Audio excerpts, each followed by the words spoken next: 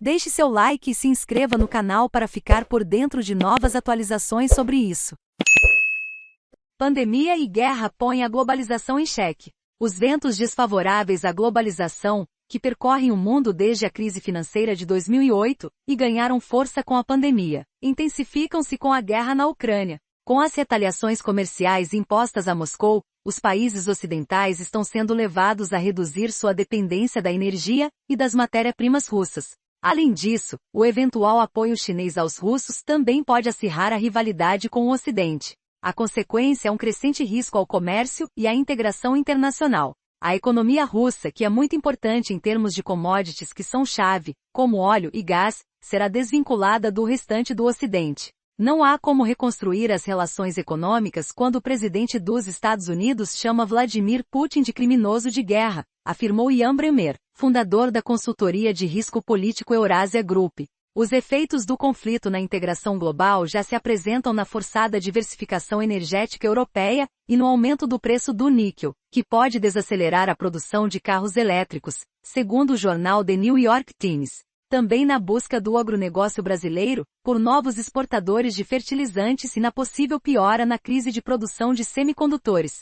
E, ainda que haja um acordo de paz para encerrar o conflito militar no futuro próximo, a preocupação com segurança nacional passará a ditar o estabelecimento das novas cadeias de suprimentos. Toda a cadeia de produção, distribuição de produtos e logística, toda essa geografia de comércio será afetada. Estamos presenciando um princípio de fim da globalização como conhecemos, afirmou a especialista em comércio internacional e professora adjunta de Direito Internacional da American University, Renata Amaral. Como o Brasil vai continuar se dando bem com Estados Unidos, Rússia e China? A questão de escolha de lado vai ficar muito mais evidente daqui para frente, e isso vai se refletir nas decisões de investimento futuro das empresas.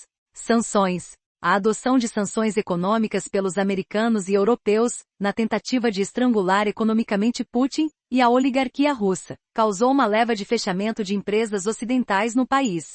Segundo a Escola de Administração de Yale, pelo menos 400 companhias interromperam completamente as operações na Rússia desde o início da guerra. O mais emblemático fechamento de portas foi o da rede americana McDonald's, um símbolo ocidental que atraiu multidões em 1990, quando abriu as portas em plena União Soviética. A dependência europeia do gás russo como fonte de energia foi escancarada durante a escalada de tensão regional. Países começaram a estruturar planos para aumentar a independência energética, ainda que isso leve meses ou anos. A promessa da Comissão Europeia é reduzir em 2/3 o uso de energia proveniente da Rússia, até o fim deste ano, e cortar por completo a dependência bem antes de 2030, com medidas que incluem o aumento imediato de importação de gás natural de países como os Estados Unidos. No melhor cenário, ainda haverá um movimento desfavorável à globalização e alguma repercussão contra a China, diz Bremmer. A resposta do mundo democrático à agressão e aos crimes de guerra de Moscou é correta,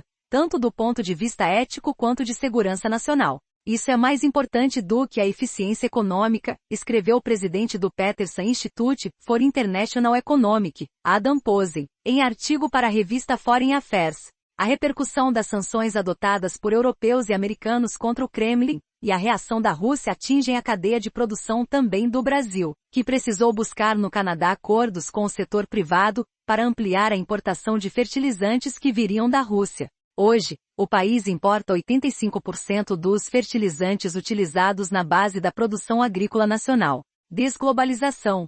A tendência de desglobalização, ou globalization, a diminuição no ritmo da integração econômica internacional, é observada por analistas desde a crise de 2008. Interrupções no processo de globalização já ocorreram em outros momentos da história, mas, desde o fim da Segunda Guerra, até o início dos anos 2000, o mundo vivenciava um aumento no intercâmbio de bens, investimentos, tecnologias e serviços. A pandemia de Covid-19 acelerou o processo de desglobalização, quando a quebra na cadeia de produção imposta pelo fechamento de fábricas expôs fragilidades mundiais.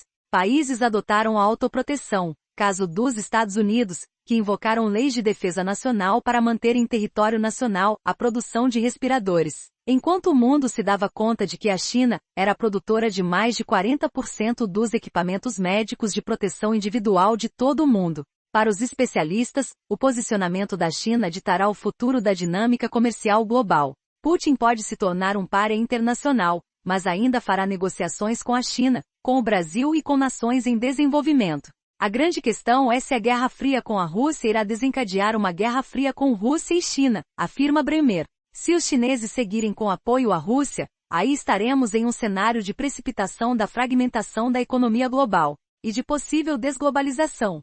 As informações são do jornal O Estado de São Paulo. Saiba mais. Karina Bach revela o uso de drogas e suruba em festas com diretores da Globo. GF. Esposa de personal que agrediu morador de rua afirma: vi a imagem de Deus, mais um gêmeo se tornou vegano, o outro comeu carne. Confira o resultado. Mais o que ocorre no cérebro quando morremos?